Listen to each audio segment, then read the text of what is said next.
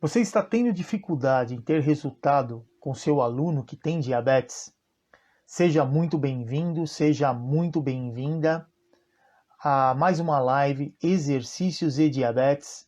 Meu nome é Roberto Doro, eu sou personal trainer para pessoas com diabetes e eu ensino o profissional de educação física a adaptar o exercício ao diabetes e apresentar o resultado já na primeira aula.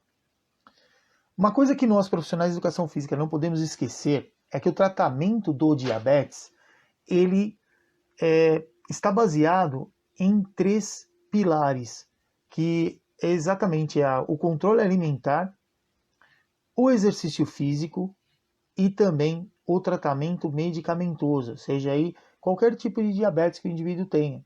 A não ser, no caso que eu sempre chamo atenção em relação aos 3 pilares, que a ordem deles ele muda um pouco, principalmente quando a gente fala aí de diabetes mellitus tipo 1, que o diabetes mellitus tipo 1 tem destruição lá das células beta-pancreáticas e, consequentemente, obrigatoriamente precisa do tratamento insulínico. Então, não tem outra maneira, precisa da insulinoterapia. Então, o indivíduo que tem diabetes tipo 1, primeiro a insulina exógena, depois a alimentação e também o exercício. Mas esses 3 pilares, eles têm importâncias no tratamento de quem tem diabetes. Claro que nós, da educação física, a gente está sempre muito mais preocupado com o que a gente pode fazer com o exercício físico, que cá entre nós, o exercício físico é a ferramenta aí extremamente poderosa quando o nosso objetivo é diminuir a glicemia do nosso aluno, principalmente daquele que tem diabetes. Mas a gente tem que entender que o exercício, ele também, a resposta muitas vezes que a gente tem com a resposta glicêmica que o exercício promove, ele também está diretamente ligado aos outros 2 pilares, que é o tratamento medicamentoso lá e a alimentação que a pessoa faz. Então a gente sabe que toda vez que um dos pilares falhar, consequentemente vai impactar no tratamento como um todo. Vamos dar um exemplo. Quando a gente tem aí o nosso aluno lá que tem diabetes, veio treinar, você, claro, com todo cuidado ali, faz a medição da glicemia, com ele, ou pede para ele fazer ali, para você ter o valor referencial e ver de que maneira você vai prescrever o treinamento para ele. Só que aquele valor que a gente tem com o glicosímetro, ele é um valor transversal, quer dizer, naquele momento tá aquela glicemia. Só que a gente não sabe se ela tá daquele valor para cima ou aquele valor que foi medido para baixo. Então a gente tem que tomar cuidado, porque se esse indivíduo, por exemplo, consumiu lá uma grande quantidade de alimentos com carboidrato, um pouco antes dele vir para o treino, por exemplo, é coisa de 20 minutos antes de vir para o treino, consequentemente, esse valor que a gente mediu, ele está aumentando. E a prescrição que a gente faz muitas vezes do exercício, sem considerar esse possível aumento, impacta de que maneira? Você mediu a glicemia antes de começar o exercício, prescreveu o exercício lá para diminuir a glicemia dele e no final do treino ele está com a glicemia mais alta. Sendo que foi feito um tipo de exercício, um tipo de sessão de treinamento, justamente para promover uma diminuição na glicose que estava ali alterada no começo do treinamento. Então, esses cuidados que a gente precisa ter quando a gente tem alunos aí com diabetes. A gente tem ali a medição da glicemia, não dá para a gente prescrever o exercício somente com aquela base. Você precisa saber o histórico daquele indivíduo. Outro ponto importante é também o medicamento ou a insulina que ele utilizou até aquele momento que ele veio treinar. Porque muitas vezes as pessoas com diabetes, eles vêm treinar, já aconteceu inclusive comigo, do aluno chegar para treinar e você mede a glicemia dele e pergunta se tomou medicamento, tá tudo certo. Não tomou o medicamento. Fala, não, professor, eu não tomo porque eu sei que quando eu venho fazer exercício minha glicemia diminui. Só que a glicemia vai diminuir? Sem dúvida alguma. Mas muitos antidiabéticos orais, quando o indivíduo consome ele não começa a fazer exercício imediatamente. Vai demorar aí, dependendo do medicamento, por exemplo, a metformina, que é o mais utilizado, ele demora às vezes 1h30, 2 horas para começar a fazer efeito no organismo da pessoa. Então, quer dizer, ainda vai demorar um tempo, às vezes 2h30, 3 horas, até ele ter um platô de efeito. Então não quer dizer que a pessoa vai tomar o medicamento agora e vai fazer o exercício e vai diminuir pra caramba a glicemia. A glicemia vai diminuir? Sem dúvida alguma vai. Uma confusão que muitas vezes acontece, que as pessoas muitas vezes com diabetes também ficam em dúvida, falam, poxa, eu vou fazer o exercício, mas eu medi a glicemia antes, fiz lá o exercício e depois a glicemia ficou mais alta. Normalmente isso acontece por conta desses dois fatores que eu comentei anteriormente. O indivíduo comeu, tomou o medicamento e foi fazer o exercício. O que vai acontecer? O medicamento vai começar a fazer efeito depois, talvez, de 2 horas que ele tomou, dependendo do tipo de medicamento que ele tomou. Então, naquele momento que ele vai fazer o exercício vai promover a remoção da glicose do sangue? Sem dúvida alguma vai. Só que, se ele consumiu algum alimento com carboidrato e foi treinar, o que naturalmente vai acontecer? Vai ficar uma quantidade de carboidrato chegando no sistema, antes do medicamento fazer efeito, e o exercício removendo a glicose do sangue não vai ser o suficiente para manter ela mais baixa do que estava no começo do treino.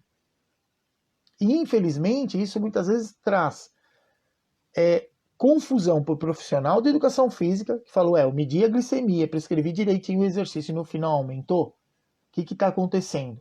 E também para a própria pessoa com diabetes, para o nosso aluno com diabetes. Que muitas vezes ele fala, professor, mas o exercício não abaixa a glicemia, por que a minha não está abaixando, está aumentando? Então, esses são fatores que muitas vezes levam o profissional de educação física a ter dúvida em relação ao modo que ele está prescrevendo o exercício e também, o que é pior, é a pessoa com diabetes acreditar que o exercício não está ajudando. Então, uma coisa que a gente tem que ter conosco, quando toma um medicamento, por exemplo, se está com a glicemia um pouco mais alta, precisa esperar aí umas 2 horas e pouco para ele começar a fazer efeito, para só então começar a diminuir a glicemia. Então olha o tempo que precisa até que essa glicemia diminua. Com relação à alimentação, a gente sabe que quando a gente consome carboidrato, num período de 2 horas, aquele carboidrato que foi consumido ele já vai estar circulando no sangue. Então, se a glicemia está muito alta, o indivíduo tem que ficar um período sem se alimentar com carboidrato. Então, aí muitas vezes 1 hora, 2, aí vai variar um pouco. Mas com o exercício, para impactar na glicemia desse nosso aluno com diabetes, muitas vezes 30, 40 minutos de exercício já é o suficiente para a gente diminuir a glicemia. Então, o exercício, sim, ele é uma ferramenta poderosíssima que a gente tem para ajudar a diminuir a glicemia de quem tem diabetes. E o exercício também, ele não tem só o momento agudo ali da sessão de treinamento. De acordo com o que a gente prescreveu o exercício, ele vai diminuir, vai promover a diminuição da glicose. Claro que de acordo com o modo que foi prescrito, o tipo de exercício, tudo isso vai influenciar, mas esse efeito permanece depois do exercício. Depois do exercício a gente tem o EPOC. Então vai ter um momento que vai precisar repor o carboidrato que foi gasto lá nos grupos musculares que estiveram ativos ali durante o exercício, precisa ser refeita essa reserva de glicogênio, precisa refazer a reserva de glicogênio também hepático e depois fazer síntese proteica, principalmente para diminuir, para cicatrizar, né, as microlesões que são provocadas aí quando a gente faz o exercício. Então, nesse período, o que vai acontecer? Apesar de já estar em repouso, utilizando lá o ácido graxo livre como fonte de energia, utilizando a gordura, precisa de piruvato para que isso aconteça. E o nosso corpo mantém o dinamismo sempre buscando a homeostasia do sistema. Então, naturalmente, o que acontece? Usa a energia que está ali dentro da célula, começa a diminuir e começa a captar a glicose que está no sangue. E os sensores dos músculos, dos grupos musculares que foram utilizados durante o exercício, no pós-exercício eles se mantêm mais sensíveis, justamente para facilitar esse processo inicial de captação da glicose, de reposição da glicose que foi utilizada e da formação do glicogênio, para formar aí a reserva para um próximo momento ali de estímulo. Então o exercício, ele comparado, né, com os outros dois pilares, com o tratamento medicamentoso e também com a alimentação, ele acaba num curto espaço de tempo promovendo uma resposta muito positiva. E o que é melhor, essa resposta ela permanece depois do exercício. Por quanto tempo vai permanecer? Aí vai estar diretamente ligado à intensidade do exercício e também muitas vezes ao volume do exercício. Porque vai depender da quantidade de glicogênio muscular que foi depletada do sistema, daqueles grupamentos musculares. Então, se houve uma grande depleção, vai ter que repor uma grande quantidade de glicose. Se teve uma pequena depleção, com um treino mais leve ou com também tem aí uma reposição menor. Então, existe essa relação, mas esse efeito do grupamento muscular que foi treinado com o receptor de insulina sensível, ele está diretamente ligado ao próprio exercício, ao próprio movimento muscular. Ele acontece independente da intensidade do exercício. Por isso que mesmo o indivíduo, é sempre recomendado que o indivíduo que não tem condição física, por exemplo, né, para fazer um exercício mais programado, que ele pelo menos aumente o nível de atividade física dele. Pelo próprio movimento que ele faz, né, no dia a dia, já ajuda a sensibilizar o receptor de insulina. Isso é um efeito extremamente bom. Mas, ao mesmo tempo, o efeito da resposta glicêmica provocada pelo exercício, ele é extremamente sensível aos outros dois pilares, ao do medicamento e o da alimentação. Então, extremamente importante, nós como profissionais de educação física, quando você estiver trabalhando aí com seu aluno com diabetes, sempre controlar essas outras duas variáveis, que é dele, ver quanto está lá o valor, conversa com ele se ele tomou o medicamento. Claro que isso é algo que a gente já precisa determinar já na anamnese, antes de montar o programa de exercícios, porque a gente sabe que hoje nós temos aí antidiabéticos orais que vão agir, nós temos praticamente aí 4 grupos. Então existem aqueles que vão aumentar a secreção de insulina que é produzida lá pelo pâncreas, existem os que vão diminuir a gliconeogênese no fígado, existem os que vão sensibilizar os receptores de insulina na periferia, que é um efeito semelhante ao que a gente vê no exercício. Existem aí os medicamentos que são glicose dependentes, que são aqueles que vão agir de acordo com a alimentação que o indivíduo faz. Então, chegou uma quantidade maior de carboidrato, ele vai agir mais ou menos. Existem também os inibidores da SGLT2, que são aqueles medicamentos que vão fazer com que o indivíduo libere glicose pela urina, independente da quantidade de concentração de glicose que ele tem no sangue. Então, a gente tem assim, várias classes de medicamentos antidiabéticos orais. Fora isso que a gente tem as diferentes insulinas, então diferentes tempos de ação de insulina. Então as cadeias proteicas das insulinas elas são modificadas. Então hoje a gente tem aí insulinas no mercado que são de ação ultra rápida, de ação regular, de ação intermediária, de longa duração e de muito longa duração. Então é importantíssimo quando a gente vai começar a trabalhar com quem tem diabetes, na anamnese, já determinar isso, que tipo de medicamento ele vem utilizando, a quantidade, em que momento do dia que ele está utilizando esse medicamento, e também você como profissional de educação física, você precisa saber, depois que ele ingere o medicamento ou aplica a insulina, depois de quanto tempo ela começa a fazer efeito. Essa insulina que está sendo usada, ela tem um pico de ação? Em quanto tempo depois que aplicou a insulina acontece esse pico de ação? Tudo isso a gente precisa saber, porque a resposta que a gente vai ter, a resposta glicêmica do exercício, ela é muito sensível a essas variabilidades dos tipos de medicamentos e dos tipos de insulinas que são utilizados aí no tratamento do diabetes. Fora isso, ter certeza que primeiro o seu aluno aplicou a insulina ou tomou lá o antidiabético oral, o que ele comeu antes de vir treinar, porque ele pode de repente ter consumido lá um alimento que continha carboidrato, mas já faz mais de 2 horas. Então, quer dizer, aquela glicemia que você mediu ali, certamente não está chegando mais carboidrato naquele momento. Mas, como eu falei anteriormente, se ele comeu, sei lá, 20 minutos, 30 minutos antes do treino, a gente sabe que a quantidade de carboidrato, dependendo do tipo de carboidrato que foi consumido, a gente precisa de um período de aproximadamente 2 horas para que todo esse carboidrato esteja disponível no sistema. Então, tudo isso a gente tem que levar em consideração, fora a resposta glicêmica, a resposta fisiológica que a gente tem do exercício físico.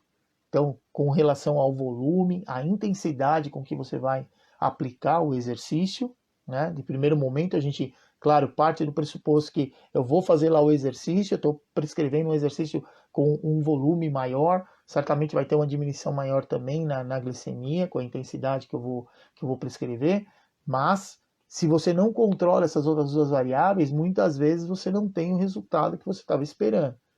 Então a dica é, fique atento, né, a essas outras duas variáveis no tratamento, os dois pilares, na verdade, do tratamento do diabetes, porque algo que é importante, no fim, a gente como profissional de educação física também vivencia isso, e depois a gente começa a passar essas informações para os nossos alunos, né, começa a fazer um trabalho aí de educação em diabetes, que é o indivíduo entender o exercício sozinho, quanto ajuda no tratamento do diabetes, a alimentação, quanto contribui, o medicamento, quanto contribui, e também o conjunto, né, os três pilares aí trabalhando em conjunto, quanto eles vão impactar no tratamento do indivíduo que tem diabetes.